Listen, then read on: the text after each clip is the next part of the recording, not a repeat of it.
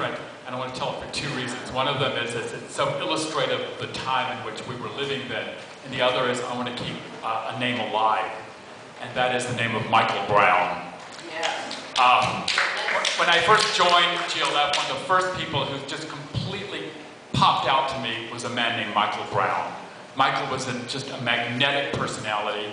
He was a short, wiry guy, very Irish-American. I believe he was from the Bronx. He had a wonderful, deep, gravelly voice, very cigarette darkened because he was a heavy smoker, and I was hugely attracted to him.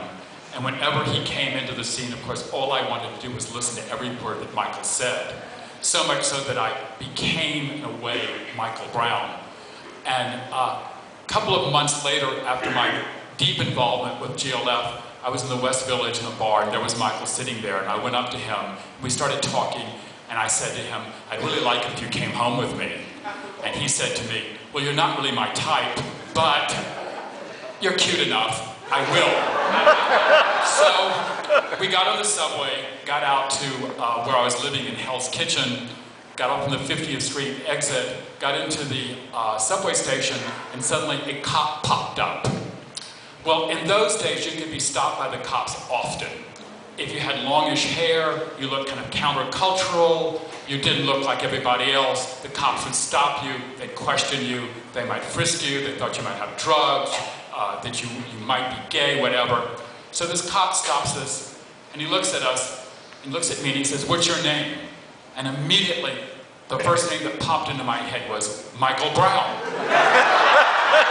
So he went up to Michael, and he said, "What's your name?" And Michael said, "Michael Brown." So the cop says, "You can't both be named Michael Brown." But I was so into Michael Brown that it's like the only name in my head was Michael Brown. So Michael, with his deep, gravelly, Irish-American voice, he says, "Well, you know, Perry's a little nervous. He's not used to talking to policemen, and his real name is Perry Brass." So the cop says, "Where do you live?" And I said, "Well, I just live around the corner here, you know, on 9th Avenue and 50th Street." So he said to Michael, he said, "Where do you live?" And I believe Michael was living in Brooklyn. So Michael said, "I'm living in Brooklyn." So the cop says to Michael, "What are you doing here?" And I just suddenly, without even thinking, but because I'd been in GLF, I said, "He's coming home with me." And the cop just stood still, just stopped still, and he said, "Okay, I can't keep you, you can both leave."